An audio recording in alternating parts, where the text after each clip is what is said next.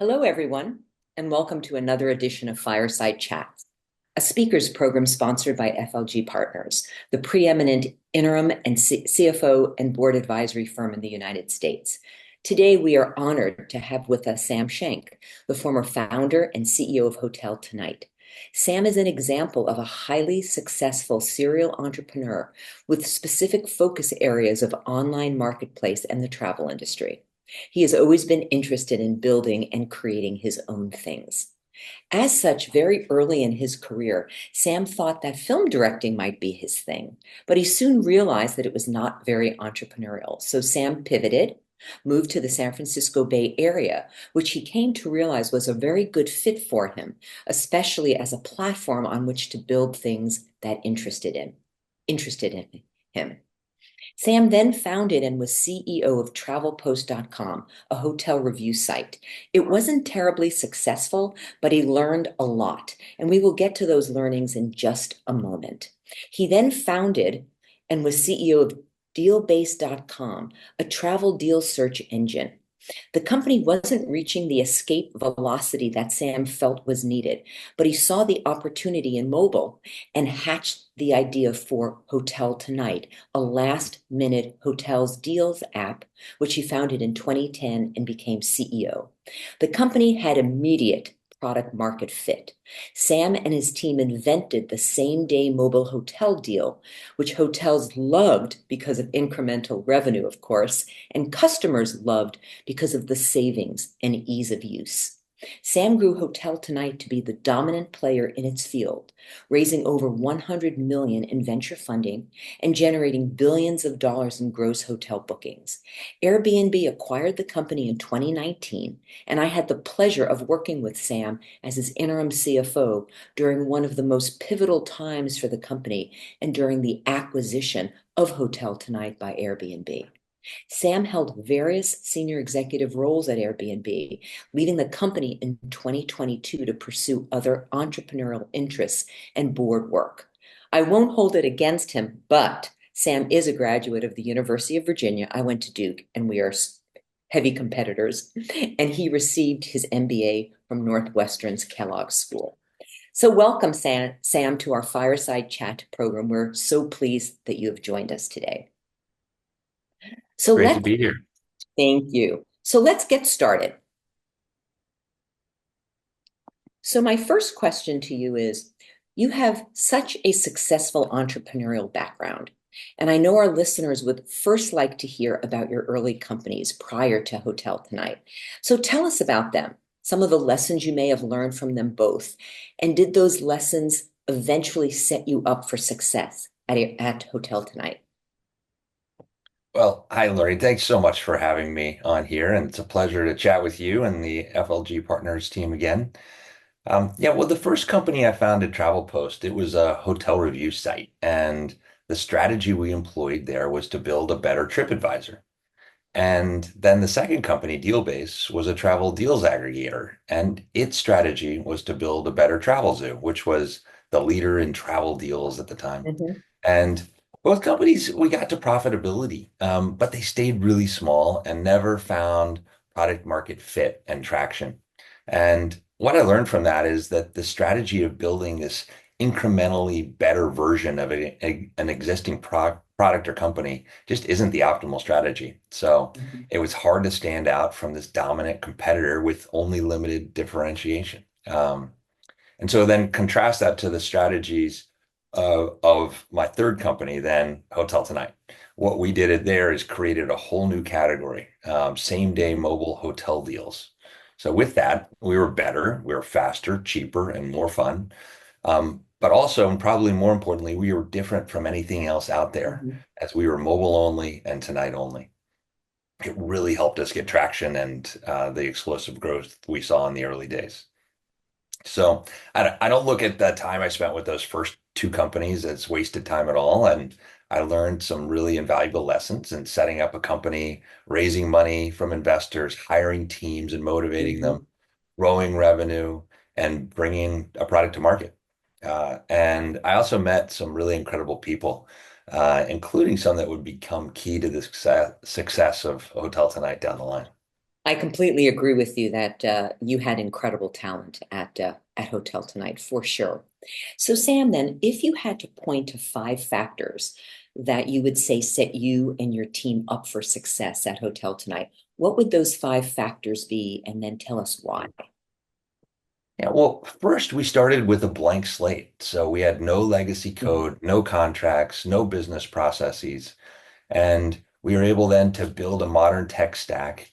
I mean, we mhm, leveraged emerging tools like Braintree, which had just come onto the market. And we built technical solutions and business processes and ways of working that just ran circles around the massive incumbents that couldn't move as quickly. So, namely Booking.com and Expedia. So second is that the team, the co-founding team and the team that was assembled at the early days had the right mix of industry experience within travel. So I brought marketing, design, and product expertise. Jared Simon brought business development and hotel relationship building. And Chris Bailey brought the technical know-how to build an app. mhm, So even though we were just three people, we had like everything we needed to make this happen. Third is that we were very focused on the end user experience and really maniacally so. I And remember. we had multiple end users. So one was hotels, and we made Hotel Tonight incredibly simple to use, which made it hard for them to say no to us when we'd go and say, "Would you like to work with us?" So even our contracts were whittled down to only 7 sentences. We Mhm, tried to make them so simple that they didn't have to go to legal review. And for bookers, we set a goal of no bad App Store reviews. So we mhm, did everything possible to keep a customer happy, including doing a lot of refunds. If somebody complained, we'd refund their hotel stay. mhm. This was certainly not sustainable in the long term or even the medium term, but was vital in the early days to get us that credibility we needed. Fourth was velocity. We knew that we had an edge over anyone else if we could move fast and respond to customer feedback quickly. So we went from writing the first line of code for the app to that working app in the App Store in only 10 weeks. And we kept that velocity up. We updated the app weekly with new features and listened to our customers and most importantly, incorporated their feedback into what we were offering. Lastly, we had fortunate timing. There's Mhm. definitely some luck involved. And when we launched, the App Store had been out for a few years. So it was large enough to support the creation of a business. But the large travel companies either had horrible apps or didn't have one. Instagram and Uber had just launched, and customers Mhm, were looking for new experiences delivered via apps. And Apple was blanketing the world with there's an app for that advertisements. mhm. But I think that if we had launched even 6 months later, I don't think we'd been have been as successful as we were. That's fascinating, those five factors that set you guys up for success. So thank you for that. So moving to the experience at Airbnb and being part of that team. So once you were acquired by that company, was it hard, Sam, to adapt to a much bigger or larger organization that may not have been as entrepreneurial? And then how did you make it work for the years that you were there? Yeah. At Airbnb, we actually started with a very clear integration plan and strategy for what the Hotel Tonight team and myself were going to do within Airbnb, which was to build the boutique hotel vertical. And we were well on our way towards accomplishing that. And then COVID hit. Mm, So that initiative was paused. And I raised my hand and said, I want to be able to be helpful to Airbnb in as many ways as I could. And that involved then running a variety of different teams over the course of the next few years, including a commercialization team, and then leading the product team for the guest side of the marketplace, working directly with Brian Chesky, who's the CEO of Airbnb. mhm, And overall, I had a great experience there and really proud of what the teams I led ended up accomplishing. Um, in particular, really proud of that time that I was running the guest product team. So this team did incredible work and that really made significant impact to our customers and to the business. And I also got to work directly with Brian. He's mhm, incredibly passionate about every detail of the guest experience, and I learned a ton from working with him and seeing how he operates. He gave me really clear direction, which was to simplify and streamline the guest experience. And during that year, I ran the team. We did that, and we made over 100 improvements, and it ended up making Airbnb more delightful and simpler. mhm, Um, mhm. And some of these changes, they were minimal, like removing redundant text or making options in the filter menu more consistent. And others were very technical and very involved, such as reducing the time to process a booking by 50%. Mhm. So these improvements had the other benefit of increasing the conversion rate for the business. Mhm. That Right. really had a material impact on the bottom line for shareholders, but also on the earnings that our hosts were making. So in terms of how I led the team, I employed a lot of the same tactics that worked well for me at Hotel Tonight. So I set clear goals for them. I described in detail what winning meant for ourselves and for the Airbnb community, including our hosts. And I like to gamify processes and Mhm. process progress and make it fun. And so I built a set of check boxes and put it behind me right here. And every time you were on Zoom, you saw them. And these represented the 100 improvements that we wanted to accomplish. And so I made a tradition of filling in a few boxes every time we had a team meeting with Mhm. the accomplishments of the team. So I like this. It worked well to help the team see their progress, but also every time we talked, even during a one-on-one, it reminded everyone of the goal that we had Yeah. ahead of us and the impact that we were making. So I totally get that. And but even with the success that you had at Airbnb, Sam, what was the biggest motivator, you being so entrepreneurial, right, that led you to ultimately leave Airbnb? Well, to one of the best and most interesting parts for me of working at Airbnb is that its position in the industry is the number one player in the category. Mm. And in fact, Airbnb is the category. It is Hmm. the noun and the verb of short-term rentals. And this was a first for me to work for a company like that had the number one position. And I'd always been at the challenger brands. So even before Mm. starting companies in the late 90s, I worked for the number two search portal, Excite, for example. I remember them. Yep. And we were chasing Yahoo.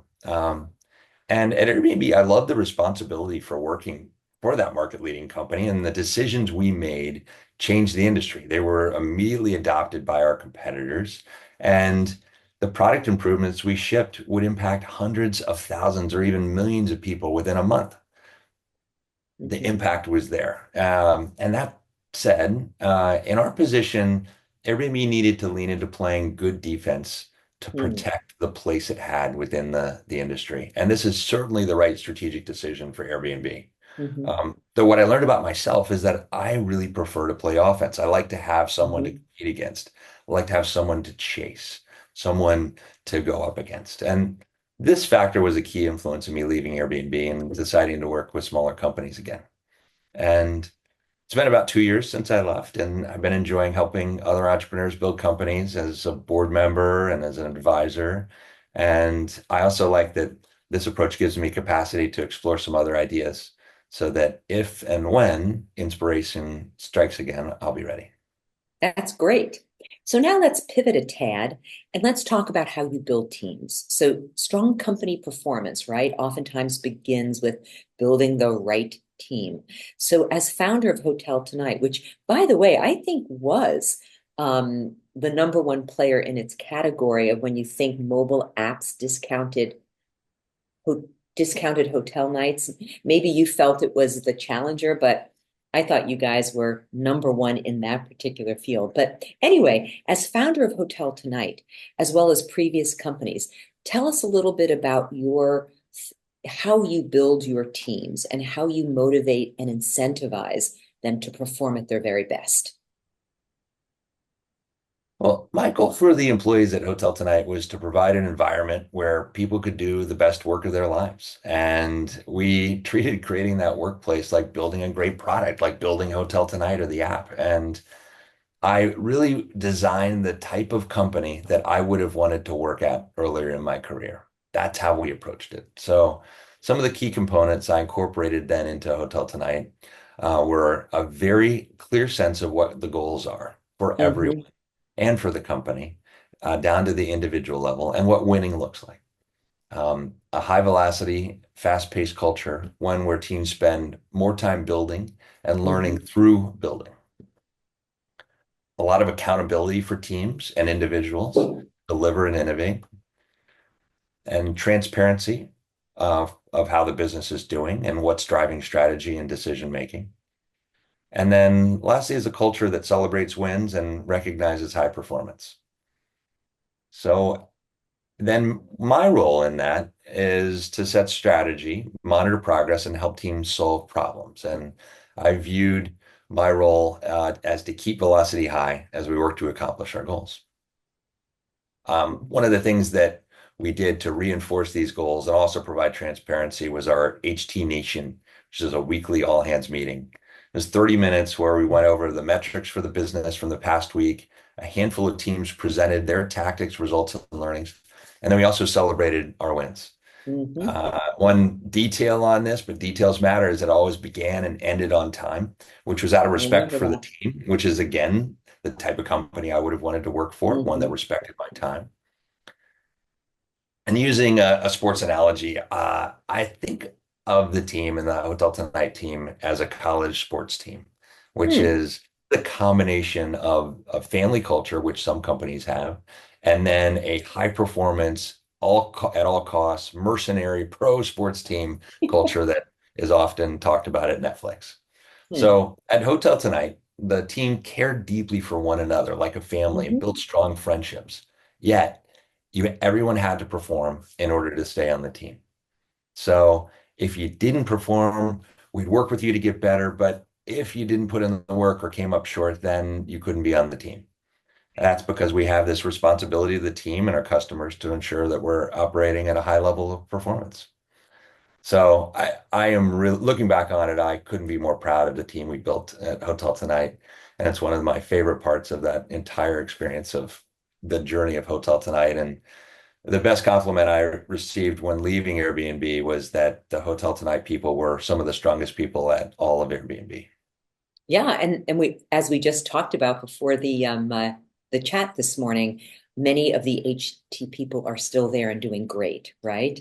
They're Absolutely. absolutely and moving into leadership positions and really making a big impact within Airbnb, which is great to see. That's awesome.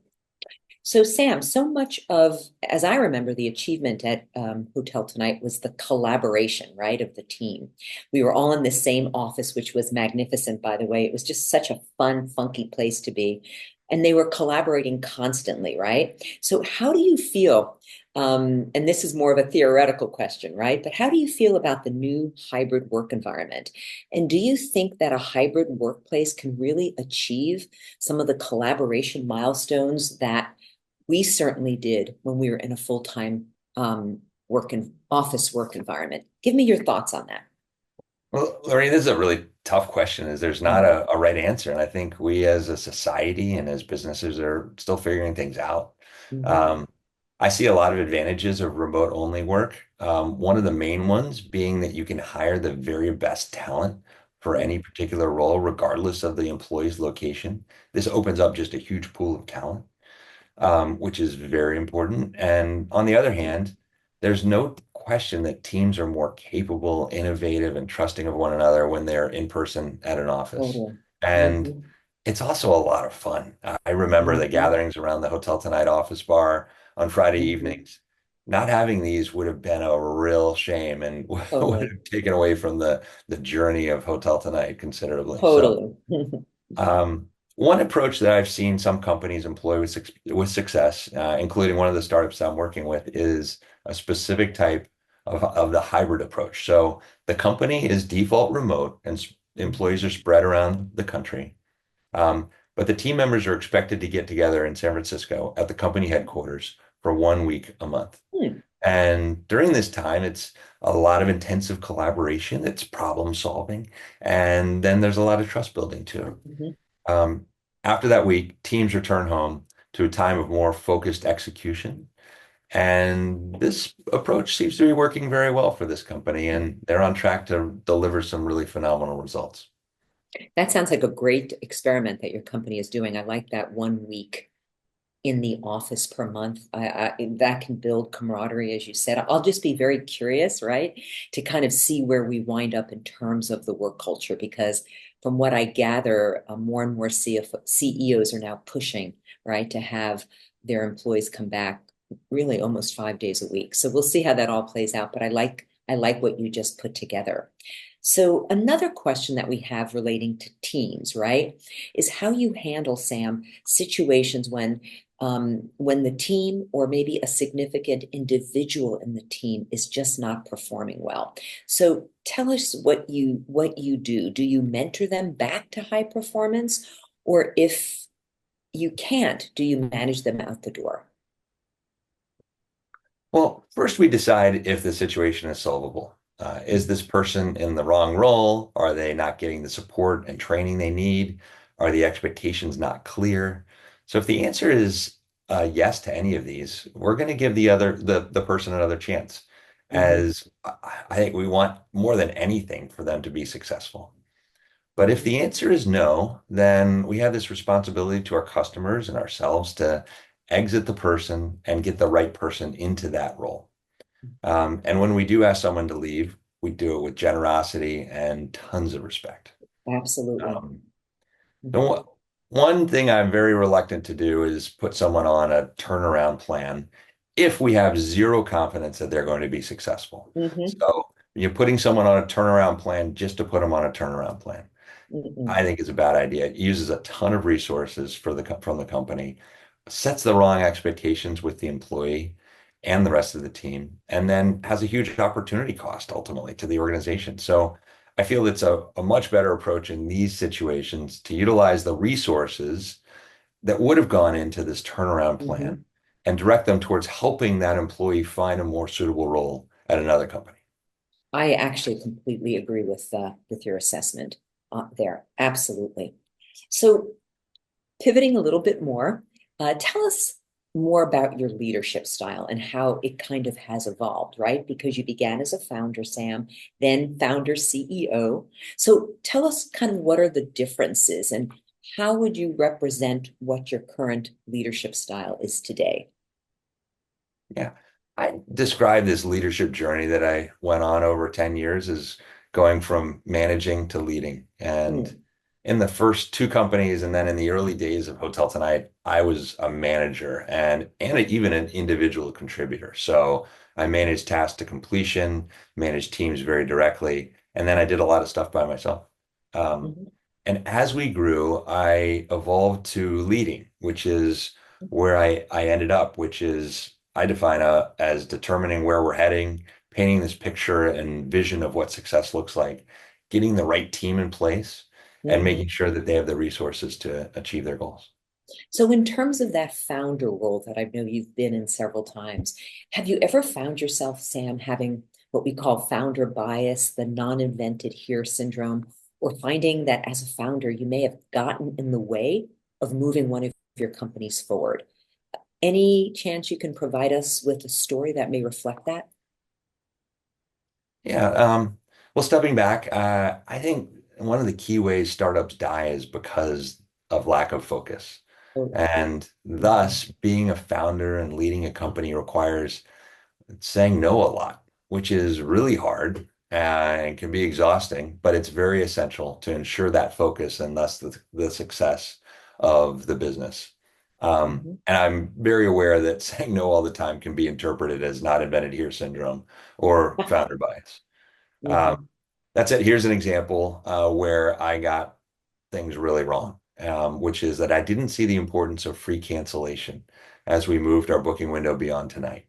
Um, I learned years after we sold, in fact, that one of our key competitors was very fearful that we would launch free cancellation when we extended the booking mm, window. I just assumed we couldn't do it. I thought it was too hard. And instead, I focused on pricing and keeping our prices low. That was the vector that I felt was more important than the cancellation window.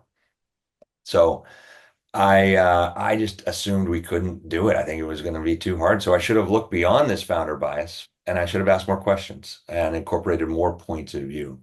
If I had done this, I would have realized the importance and flexibility to customers and that it would have opened up a big percentage of more bookings for us that are, people just prefer to book non-cancelable when they're booking further out.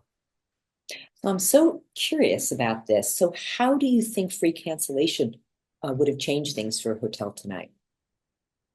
Well, I think it could have really changed our trajectory. It would have transformed us.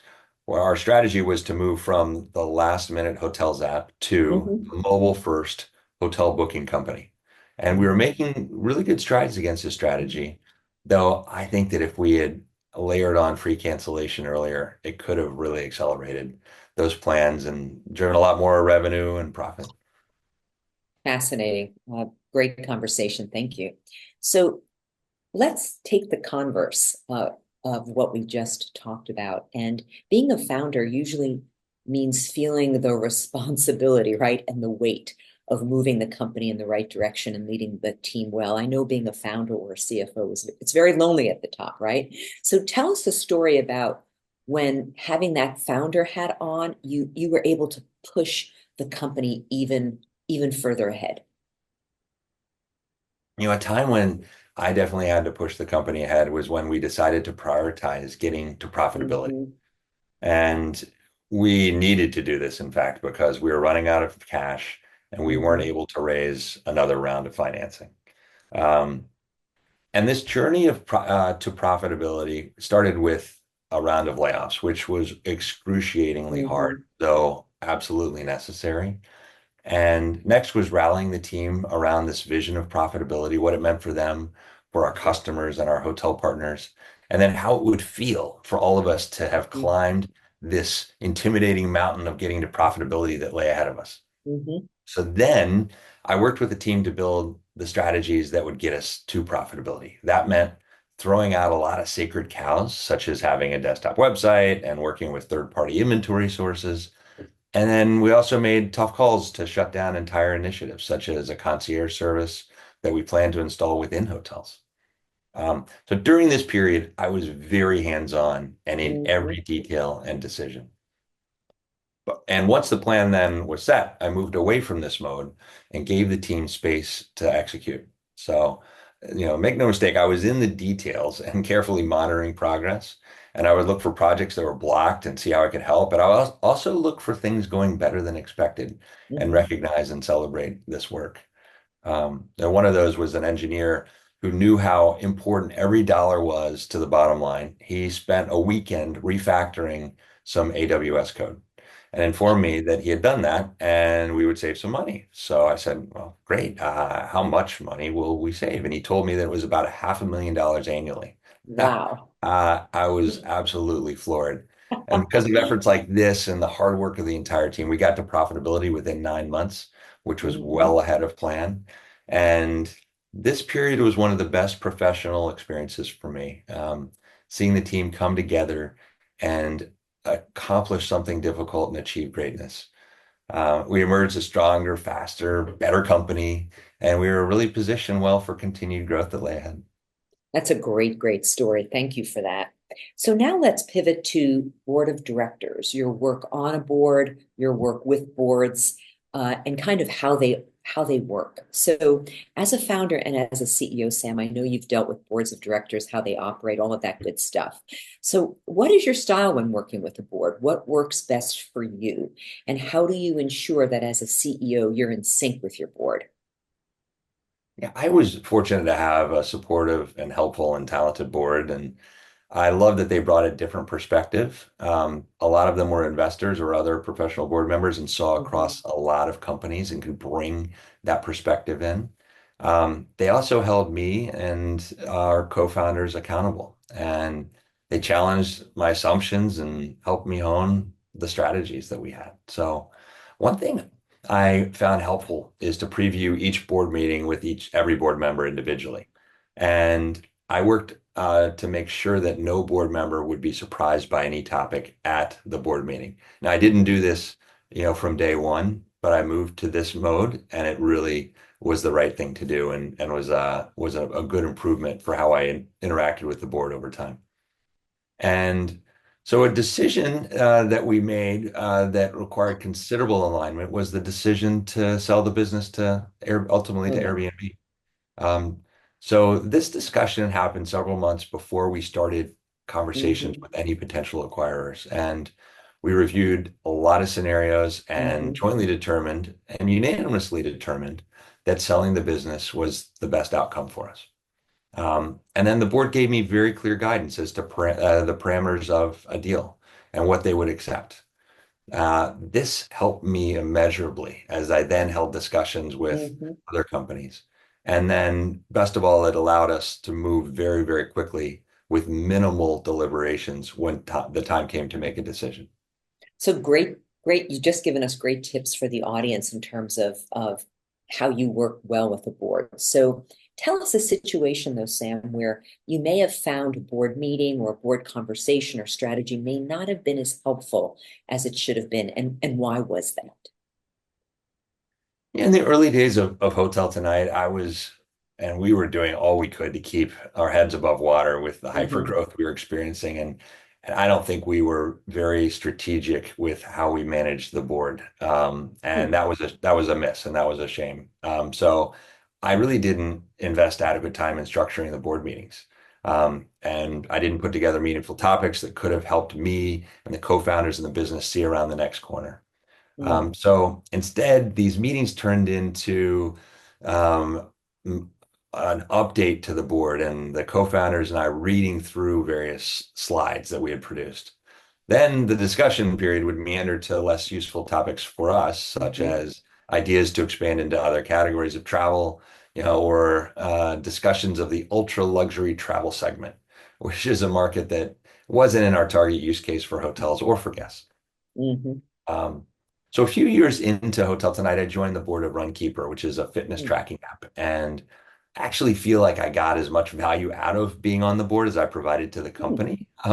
And Jason, the CEO of Runkeeper, ran the board meetings very efficiently, and I adopted several approaches he used, such as summarizing accomplishments, wins, and opportunities up front, and then Hmm. providing a consistent template to tee up discussion topics. Um, so looking back on those first few years of Hotel Tonight, it took me more work to manage the unstructured discussion topics in the boardroom and to do that requisite follow-up than it took to adopt the methods that Jason used. Um, Hmm. so I eventually got our board members and their talented minds on these key strategic issues that I really wanted feedback on, things like hiring, company operating system, and incentive structures. So now, since you are a member of perhaps several boards, not as a founder or CEO, but as an independent board member with years of experience, so how is this experience different from what you've seen before? And what are the learnings from your past experience that you've put to use in now being as strong an independent board member as you want to be? I really enjoy supporting companies as a member of the board. And fiduciary duty is my primary guiding light as a board Hmm. member. Though I make sure that the CEO is successful and feels supported, is another priority of mine. And a few ways I can ensure that this is happening is to ensure that I'm being very, very clear when I make a suggestion. And most of the time, it's just that. It's an idea for the CEO and the leadership team to consider. And when it's something I do expect to follow up on, I make that very clear as well. And I also make sure that I'm not asking for something that it's going to take a lot of time for the team to turn around. So that's the Hmm. last thing that I'd want to do as a board member is distract the CEO and the team from the core mission at hand. So the other thing I do is I go out of my way to be very open and honest with the CEO, and I do a debrief with the CEO after the meeting and tell him or her what went well, what could be improved for the next time, and answer any questions the CEO has. Um, Now, I'm supportive of the CEO, but I also don't censor my commentary and only share the good news. Uh, that's just not in service to the CEO. Hmm. And I also make sure to do these types of conversations in private and in a safe space, which is vital to maintaining trust between myself and the CEO. uh, Great, great tips for everyone who wants to or is an independent board member. So thank you for that, Sam. So we are down to our last question. So since Airbnb, you're probably thinking through ideas, options. Are you getting ready for your next act? So tell us what you're thinking about. And again, is the founder CEO role one that suits you best and one that you might want to jump into again? I love building and creating, and right now I've made the decision to do that less directly. Hmm. And so some of the things I'm working on is helping co-found a technology company that is heavy into AI Mm, in the wildfire home insurance market, mm, which is something that is desperately needed here in California. hmm. Um, I'm also advising some consumer marketplaces, and I'm on the board of two travel-related companies. I like the impact that my time can make. And I also like that there's plenty of time open to explore these other areas of curiosity. So some of those include robotics, the construction industry, and the future of storytelling, sort of going back to my Hmm. roots Yeah, in filmmaking. that's right. And so in terms of the CEO role, when I'm in that role, I put 100% of my energy into that company. And Hmm. it just doesn't leave a lot of capacity then to explore and tinker. So I'm not saying I won't lead a company again or start a company Hmm. again. It's just that it has to be the right company where I have a ton of conviction and a ton of energy. When I was first thinking about Hotel Tonight, I really couldn't even sleep. I just had so much excitement around it, and there was no other choice than to bring this company to life and go 100% in on it. And perhaps I'll feel this way about something, and if so, it's going to be no choice but to do it. Great. So first, Sam, thank you so much for joining us today. I know our listeners will appreciate hearing about your experience and the lessons you've learned from being a serial entrepreneur and a very successful one.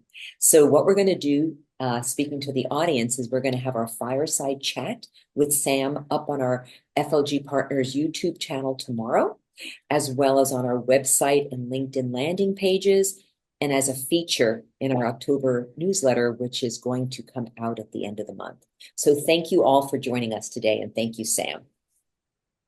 Thank you, Lorraine. Mhm.